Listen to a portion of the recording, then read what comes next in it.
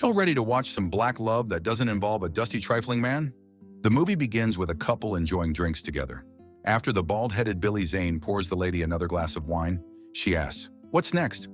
He puts on some music and tries to act chivalrous, but she throws herself at him.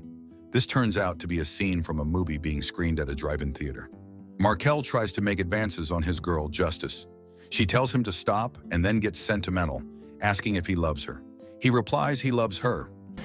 "'Cause you fine." She gets annoyed at his shallowness and instead asks him to buy some snacks. As he steps out of the car, he comes back briefly to tell her he loves her because, when he was in jail, she sent him nice poems. At the snack bar, two other guys spot him and recognize him as someone they had beef with the other day. Markel eventually returns to the car with the snacks. When he gets back, Justice has a sly grin on her face. He tells her he saw the guys he had issues with, but she don't care and wants his eggplant. Suddenly, her eyes widen as she sees a gun pointed at his head. A gunshot rings out and she screams in panic. Chaos erupts as everyone flees the drive-in. After the incident, Justice lies in bed and writes poetry to grieve. She visits Markel's grave and enrolls in beautician classes. As she drives through town, her poetry narrates scenes of black struggle, gang wars, and young men being arrested by police. She parks and finishes her piece that eventually turns into a Janet Jackson song. Justice arrives at the salon where she works and walks in on her homegirl and customer, Iesha, gossiping. She calls her over to begin their session. Meanwhile, Jesse, the salon manager, shows up. "Get your dirty, smelly, unemployed ass off from in front of my shop." She goes about managing the place, reminding everyone to turn in their receipts. Justice teases her about her man, but Jesse grabs Justice's hat, asking what she's hiding and pestering her about finding a new man's. When Justice tries to defend herself, Jesse tells her she just has bad taste in men. You can always tell when a woman ain't giving up no coochie. Soon the postman, Lucky, pulls up and walks in to deliver their mail. He tries to flirt with Justice, trying to hit him up. He asks for her number. Justice calls him closer, tells him to cut the crap, and mocks him for wanting to smell her punani. When he gets flustered, she calls Jesse over and tells her what he said. Jesse joins in on teasing him, which embarrasses and angers him, prompting him to storm out. When Lucky arrives at the post office, he approaches his work buddy Chicago, who's playing darts with EJ on a Bush poster. The three exchange racial jokes about essays and beaners. Chicago asks Lucky if he wants to go to Oakland with him, and Lucky agrees. They start talking about bringing girls along, but when EJ chimes in, Lucky brushes him off. The two homeboys get hyped about their plans before Lucky heads out. Lucky parks his car when another vehicle pulls up. He sees his friend Lloyd and walks over to ask what they're up to. Lloyd shows him a gun and says they're out to avenge their homie Derek, who got killed the day before. Lucky doesn't want none of the smoke, so he leaves. Later, Lucky spots Bone sitting on the stairs and goes over to catch up. They talk about Lucky's daughter, Keisha, who lives with Bone and baby mama, Angel. When Bone mentions buying Keisha some clothes, Lucky gets defensive, saying he doesn't have to do that since Keisha's his daughter, not Bone's. They turn it into a playful competition, racing to see who Keisha will call Daddy. I would call Lucky Zaddy any day. When they reach the apartment, Keisha greets Lucky, calling him Daddy. Angel walks in, and the two men tease her until she snaps, especially after Lucky calls her out for smoking crack again. When she storms off, Lucky tells Bone he's serious about taking Keisha with him if Angel keeps doing drugs. Then he spots a crack pipe on the coffee table and storms into the bedroom to confront her, only to find Angel in bed with another man. The scene erupts into chaos. Shouting turns into a fight as the man throws punches at Lucky, and Bone jumps in to help. They beat the guy up, and Lucky grabs Keisha before leaving while Angel screams at them furiously. At the salon, Justice reads one of her poems aloud, and Iesha compliments it. They're interrupted by Iesha's pager. It's a message from Chicago. She calls him, and he asks her to bring a friend along. Jesse checks on Justice and offers her advice about letting go and moving forward. Iesha then tells Justice about her plans with Chicago, Lucky's co-worker, but Justice is skeptical, saying mailmen don't make much money. Iesha gets defensive and calls her out for closing herself off to having fun. Iesha says Justice gonna end up divorced and alone. At home, Justice puts on some music, makes herself a snack, and spends the evening alone. She braids her pubes until she breaks down crying. Meanwhile, Lucky is at home with his mom. She tells him to put out his cigarette, then asks if he's going to Oakland that weekend. He says yes. He plans to finally work on his music with Khalil as well. He mentions that Keisha is staying with him and tells her about the poor conditions she's been living in.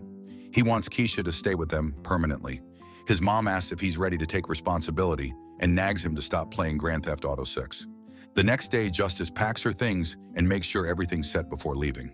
Her car won't start, so she calls Iesha for help. Iesha picks her up, and they ride in the mail truck with Lucky in Chicago. Lucky and Justice avoid each other at first, but they don't have a choice.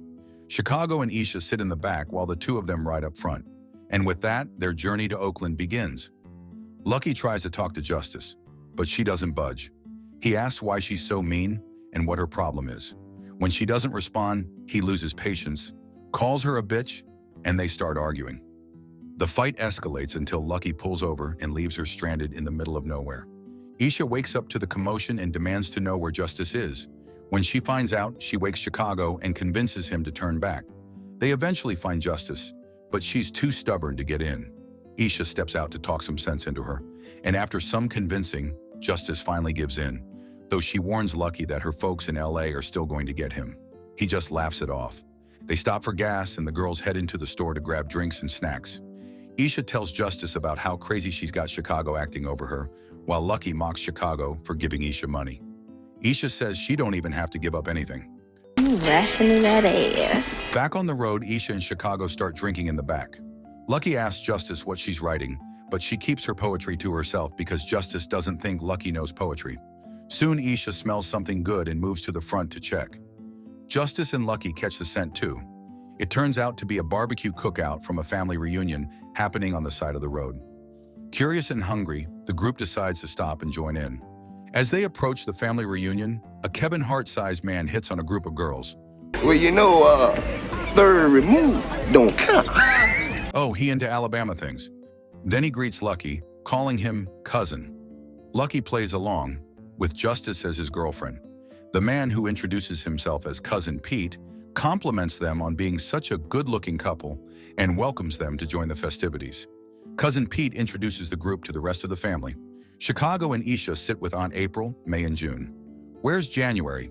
Fee, fi, fo, fum. All of these hoes are dumb. Fun fact, Maya Angelou wrote poems for this movie. Meanwhile, Lucky and Justice line up for food. The aunts quickly take notice of them and start teasing, asking if they're in love and how long they've been married. They even poke fun at them for not wearing wedding rings. Meanwhile, over at the buffet, Lucky and Justice start to warm up to each other. Justice asks to hold a baby, and Lucky teases her about her high standards with dating professional men. She fires back by asking if he has any kids. When he asks how she could tell, she says he just looks the type. He turns the question on her, and she says no. When he jokes about her ex, Justice makes it clear that he was her first love, and she doesn't want him turned into a joke because her ex died. Back at the table, the aunts start talking about morals and how younger generations seem to have none. They point out how Iesha is chatting up another guy. Justice overhears and steps in to stop her. But Iesha, already drunk, gets defensive. Leading Chicago to notice and step in, he confronts Iesha, and soon a fight breaks out. The group scrambles to leave the reunion before things get worse. Wait, who dat in the back? On the road, the couple in the back keep bickering until Justice asks Lucky to pull over so she can talk to Iesha. As they walk, Iesha suddenly throws up.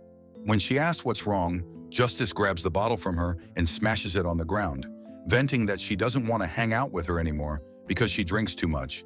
It reminds her of her mother. Iesha apologizes, and the two make peace. Back with the guys, Lucky plays some beats produced by his cousin Khalil.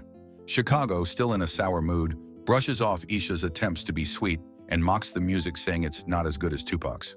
This pisses Lucky off. He calls Chicago out for being negative and jealous when he hasn't achieved anything himself. They hit the road again and stop by a quiet beach. Justice reflects on life, college, and missed opportunities, stealing glances at Lucky but holding herself back.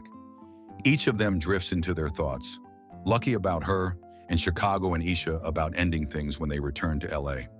Iesha, I'm gonna go on a diet. A diet? Yeah, my ass is getting too big.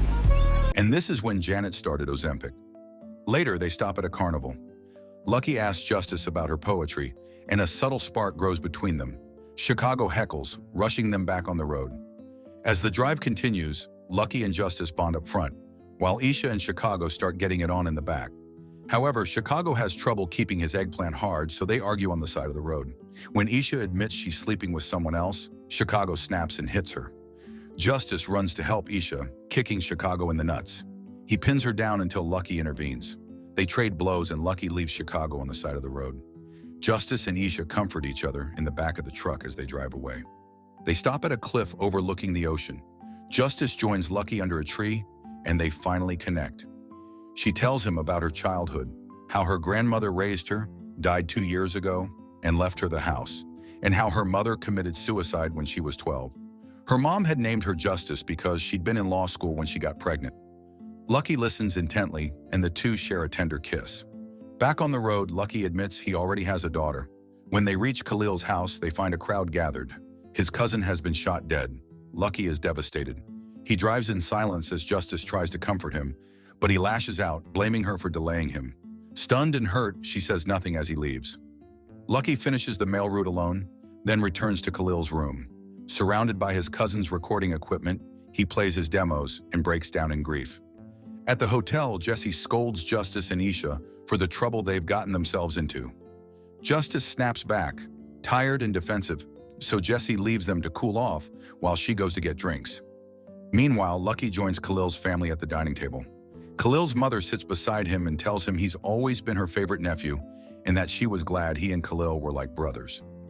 Lucky asks what they plan to do with Khalil's music equipment and requests to take it, saying that's what Khalil would have wanted Lucky to start his rapping career.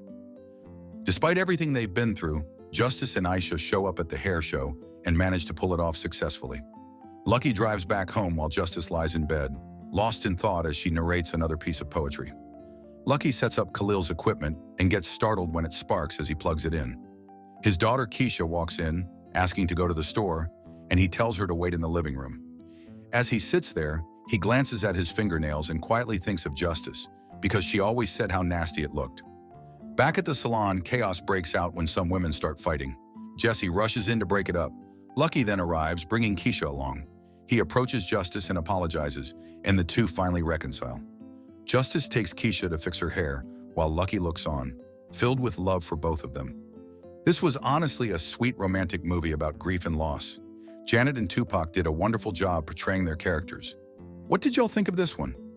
Hey, if you like this video, make sure you subscribe now and turn on the notification because YouTube isn't recommending my videos. And if you'd like to watch more foolishness, click here or here.